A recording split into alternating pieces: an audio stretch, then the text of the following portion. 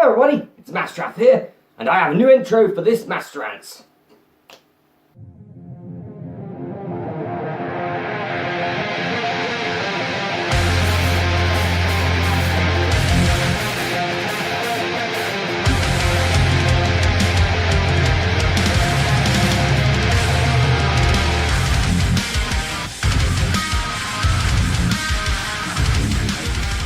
And this one won't get copyrighted, hopefully. But anyway, welcome to a new MasterRants. This one, the reason the MasterRants shirt is not on right now, there's a reason for it.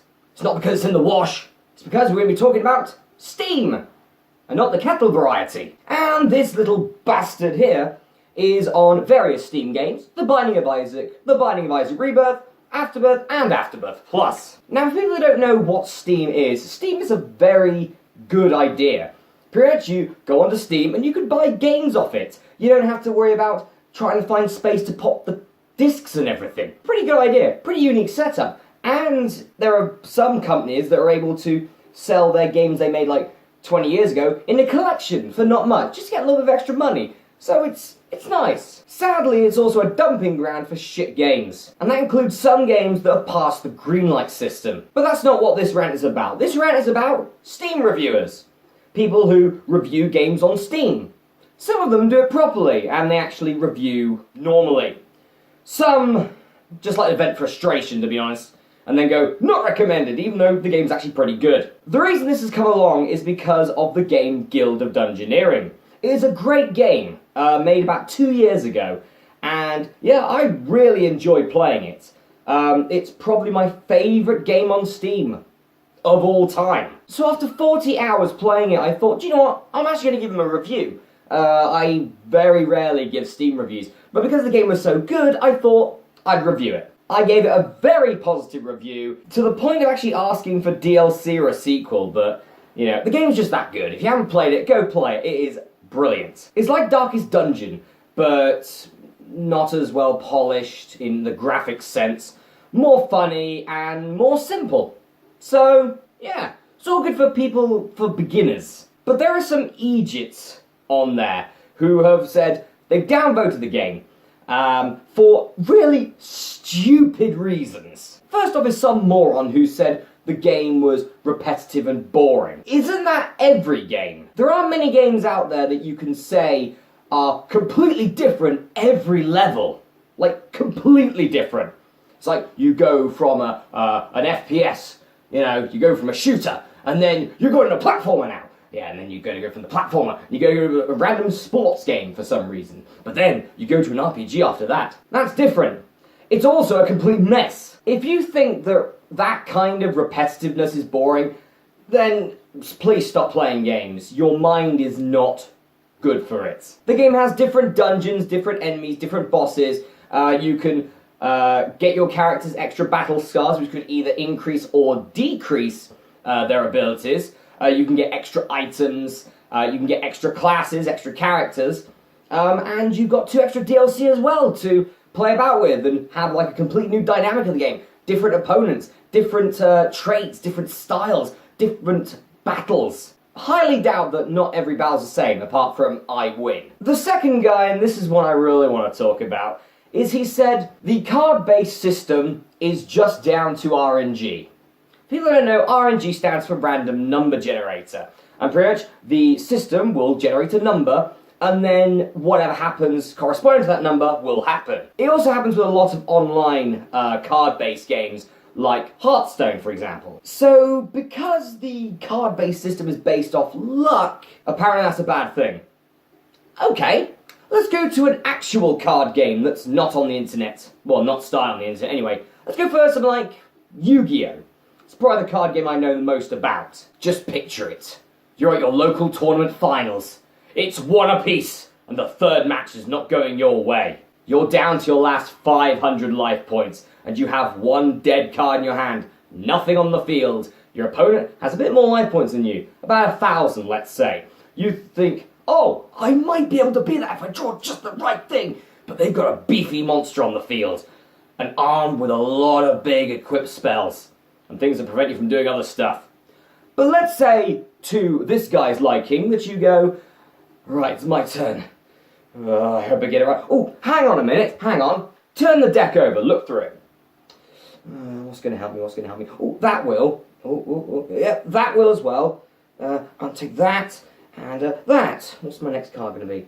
Okay. Pop that back down. Right, my draw phase. Oh, I knew I was going to get that. Alright, first thing I'm going to do, play double summon. I'm going to activate 2 normal summons in 1 turn. Next, 10 goldfish, allowing me to summon another level 4 monster. Let's go for G-Morphed Werewolf. Why not? And for my second normal summon, I play the Calculator, who is an overpowered bugger as it is, because he gains like, what, 400? Either 400 or 300 attack points for every level on your field. Oh, my last card, United We Stand. Game over, bitches. By cheating! That is pretty much what this guy is saying. He's like, oh, I didn't get the card I want, this game is crap. That's every card game. You can't just look through your deck unless when you're in a bit of a bind. You've got to just draw and hope for the best, or get a card that allows you to do that. That's why, predominantly, every card game, or at least most card games, have at least one deck that is face down. So you don't know what's coming up next, unless you have a rule or a trait or a card effect or whatever that means that it is flip face up. Sometimes that happens. But still, you can't just go, this game, it's RNG based with cards. Hate it. That's like the online Magic games, the online Hearthstone game, Soulforge as well, which is actually one of my favourites. That's what card games are all about. You have no idea what's going to happen next. You're a fucking idiot. And then we get those people that are like, the graphics are not good.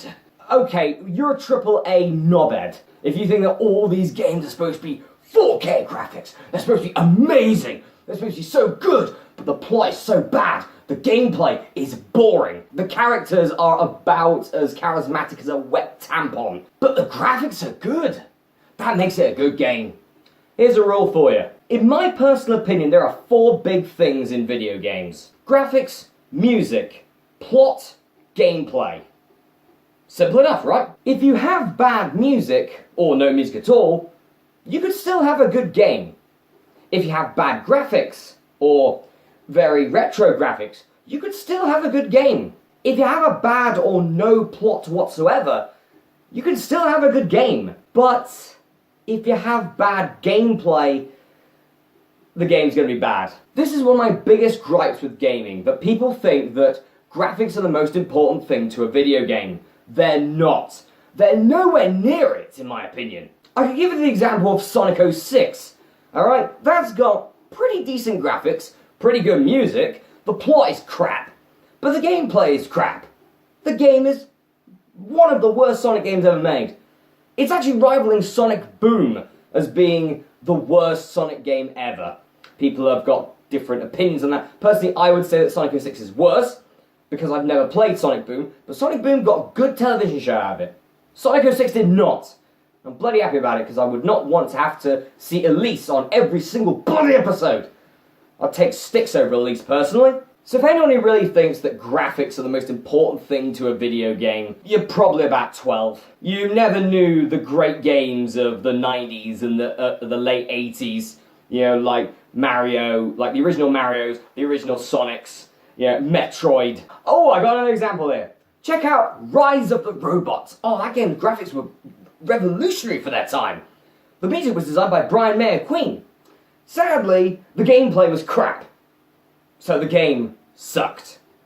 And was voted one of the worst games of that year. Graphics are not everything when it comes to games. And the more people that know about that, the better. Anyway guys, that's it from this video. I hope you've enjoyed it. I got a lot of stuff to do. I have got to edit a few videos which are nearly done processing.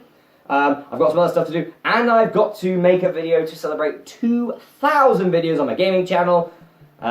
So yeah, got a lot of stuff to do tonight. The time is currently 8 o'clock. Anyway, I'm going to help now. See you next time. Please comment down below on what you think.